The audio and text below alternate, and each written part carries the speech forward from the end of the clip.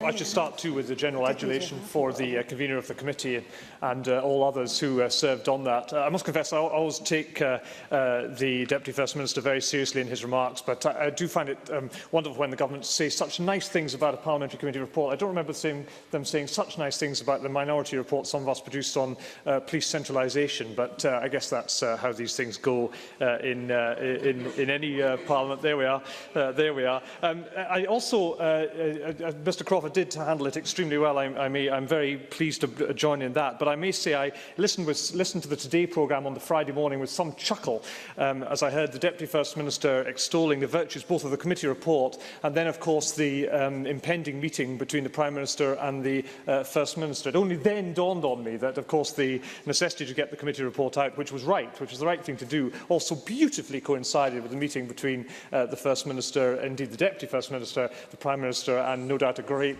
range of other very important people. And I'm sure our committee report helped enormously in those discussions. Next Friday, as the Deputy First Minister rightly said, the Queen's speech will then produce a draft Scotland bill. I suspect next Thursday, when the Queen's speech is read out, there may be more interest on the Tory benches about the in-out referendum on Europe rather than on the Scotland bill, but we can always hope that the Scotland bill will be top of the list, because it certainly should be, not just because of its implications for our nation, but also for its implications, I think, for the rest of this United Kingdom as well.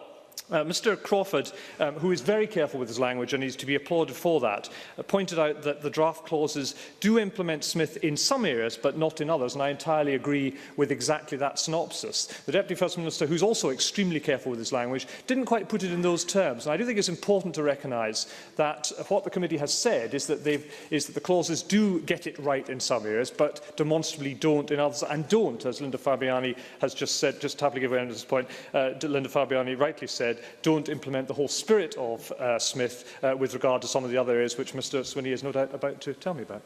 I'm grateful to Mr Scott for giving way. I'm very happy to associate myself with his remark that there are elements of the draft clauses which fully and entirely, and to the Scottish Government's satisfaction, implement the Smith Commission in spirit and in substance, but in some it doesn't. Tavish Scott. I'm most grateful for that clarification, and I'm sure that's exactly as it should be.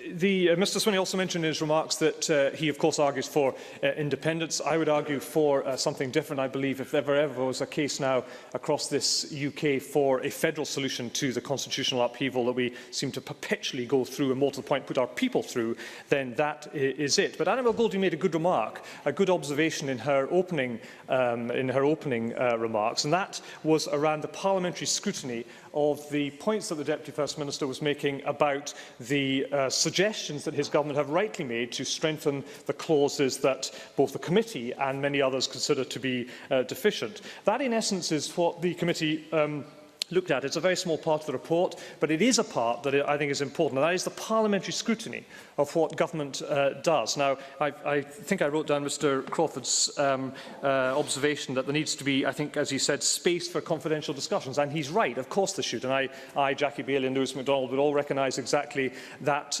requirement when governments talk. But similarly, there's a need to ensure that there is parliamentary scrutiny of that, and there are some examples from different parts of Europe, particularly Scandinavia, where they are, I think, in parliamentary terms, much more effective at looking at these kind of aspects. They're dull, they're dry, they're about politicians, looking at politicians and what they do, but actually they're about, of course, the policies that we implement. And similarly, one man's veto, of course, or one person's veto, rather, is another person's proper discussion. Today in the newspapers, in the Herald, for example, we have what the Herald describe as a new front in the First Minister's rapidly escalating fight with the UK government after she demanded a veto over Britain's energy policy. Well, we've been discussing, Mr Crawford raised, and he rightly raised, the veto that some see in the context of the social security provisions in the bill. Well, here we have an example the other way around of a veto on another area of policy. So, all I can commend to the government, both the government of ours here in Scotland, but also the government down at Westminster, is an approach based on the recommendations that the committee have made